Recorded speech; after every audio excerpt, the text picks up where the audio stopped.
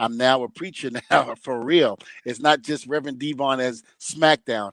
Now I'm really an ordained reverend now. Was your soul wrong in ECW? I mean, Oh, when we ran together, was that soul just wrong? let me put it to you this way: if I would have been a reverend back then, and I had a church, and I had everybody come in there, that church would have burned to the ground. I tell you what, I mean, I always say like everything's in the vault. Like I've never ever told stories, and I never will because it's not my place. You know what I mean? But all I need to say is we had a good time. We had a phenomenal time. I mean, listen, if what me and Paulie were talking about that when I left from doing the interview, we were talking about ECW. We were talking about the Travel Lodge. In Philadelphia, where we all used to stay after we were done. He goes, if the walls would talk, trust me, the walls wouldn't be talking at all at this point because they knew a lot of people would go down. That place was the most disgusting hepatitis ridden hotel. It was so gross, and yet we stayed there for so long. Because it was cheap. It was cheap, and it was very cheap. But to me, it was like the 5-star Marriott to me because here it is. I'm a kid from Brooklyn that never been out of Brooklyn, never been out of there, and then all of a sudden, now you're telling me I'm going to be on the road wrestling. I'm cool with that, of course, and now you're telling me I'm going to be staying overnight in a hotel where there's groupies, there's marks. With money that wants to pay you, buy you beer and alcohol and stuff. Yes. And we want to do anything. So right now I'm in heaven. Well, it was fun, when we had the bar down there and we would all go to the bar and then they would put us on the television. Yes. Because we'd come on at like 2 a.m. and they'd leave the bar open and we would sit there and we would watch with the fans, and they would buy us drinks and we would just hang out. And I think to this day, that's part of the reason why like so many fans say to me all the time, like your locker room was the friendliest locker room ever because you didn't treat us like marks. You treated us like people. And you let us, and I didn't want to say, well, it was basically because you were buying the boys beer. I didn't say that, but it's true. Like I enjoyed, they were nice and friendly and they weren't too persistent. And we would just sit there and we would hang out for a while.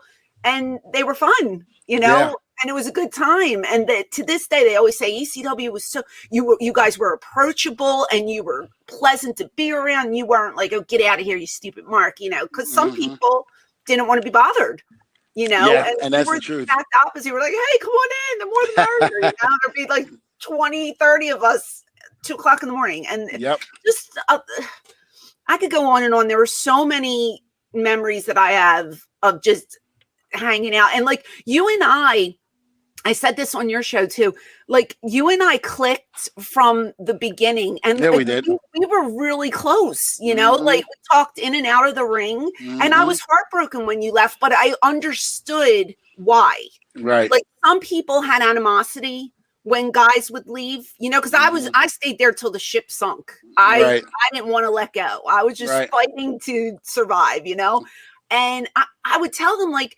these people, they have families, like they're being offered so much more money. I get it. They're not abandoning us. They're doing it for their families.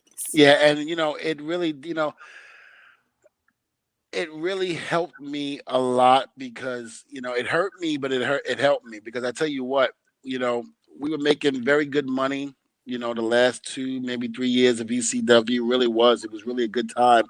And now all of a sudden you go to WWE and that purse is even bigger. And now you'll be able to buy things that you never thought you would dream about buying. Go in there. Listen, the minute I got my my first 2 paychecks, I went out and bought an Escalade. And at this time, Bubba lived in Long Island still at the time, and our first show that we went to, God, where was our first show? I think it was somewhere at Worcester, Mass. Oh yeah. And so he goes, Devon, I'll meet you at your house, and you mind driving up there? I was like, no, I'll drive. So we're driving up there. I got the Escalade. Now remember, back then you didn't tell what you made or even flaunted it. Like athletes do today. They they got to rid of rings. They get the cars and the houses. No, because you'll get heat for it. You'll get heat for it. You get natural heat for it. So when we got to the building, the first person I saw was Road Dogg. When I pulled up, and I went, "Oh." And it's a rental. Yeah, I told him it was my father's car. I said it was my father's Escalade. He goes, and then we saw JR. JR, at the time, JR was head of talent relations, so he was the one that was paying you. So he come up, he was like, "Good job." He's like, "Look at that, that's a nice Escalade." And I went, "Yeah, that's my dad's Escalade. I borrowed it from him. Me and Bubba came up." He's lying like, to everyone. Lying my ass. I love it. And then when I told Road Dogg that, Road Dogg went, "Yeah, right." So it was funny because 2 months later, Road Dogg was still teasing me about the Escalade. So he said, "Devon, I'm just pulling your leg." He was like, "I just bought me an Escalade too." I said, "You have me feeling that way." Whatever you want. That's you worked hard for that money. Yeah. You can buy it. It's not like you were being a about it, and you're not wearing a pin that said, "Hey, I'm rich. I just bought an Escalade." You bought your car. You drove it to the arena. What were you supposed to do? Exactly. So, that's what I said. Wrong with that. Now, if I'd have came in like a Camry, a Toyota Camry, they'd been like, "Oh, okay, no problem." But now I came in an Escalade, so now everybody's like, "What the?" I'm like, you deserve that Escalade. You deserve an Escalade for what exactly you the business. So and then I remember Bubba and I, after I think we went to Madison Square Garden.